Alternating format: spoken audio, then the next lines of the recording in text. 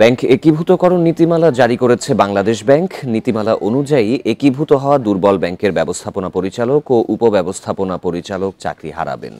এছাড়া একীভূত হওয়া দুই ব্যাংকের মধ্যে দুর্বল অবস্থার ব্যাংকের পরিচালক পরবর্তী 5 বছর অন্য কোনো ব্যাংকে পরিচালক হতে পারবেন না।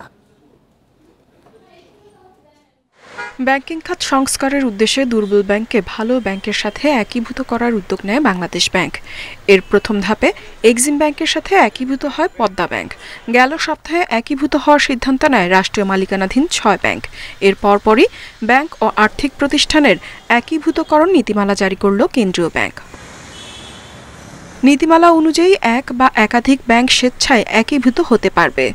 আগামী ডিসেম্বর মধ্যে দুর্বল অবস্থার ব্যাংক নিজেরা একীভূত না হলে কেন্দ্রীয় ব্যাংক বাধ্যতামূলক একীভূত করতে পারবে। এক্ষেত্রে দুই ব্যাংক এক করার আগেই নগদে পাওনা পরিশোধ করা হবে। এছাড়া একীভূত হওয়া দুর্বল ব্যাংকের এমডি ও ডিএমডি চাকরি হারাবেন। পরিচালকরা 5 বছর অন্য কোনো ব্যাংকে পরিচালক হতে পারবেন না। নীতিমালায় বলা হয়েছে, খারাপ অবস্থায় থাকা ব্যাংকগুলো কোনো আর্থিক প্রতিষ্ঠানের সঙ্গে এক হওয়ার আগে আমানতকারী শেয়ার হোল্ডার ও পাওনাদারদের অর্থ ফেরতের পরিকল্পনা করতে হবে। নীতিমালায় আরও বলা হয়েছে, একীভূত হলে মূলধন, তারল্য, খেলাপি ঋণ ইত্যাদি আর্থিক সূচকগুলো প্রভাবিত হতে পারে।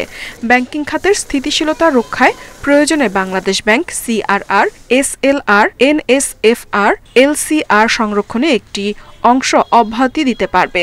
মূলধন বাড়ানোর জন্য শেয়ার ইস্যু, পারপেচুয়াল বন্ড এবং সাবঅর্ডিনেট বন্ড ইস্যুতে সহায়তা করবে। Ifat Ara, independent news.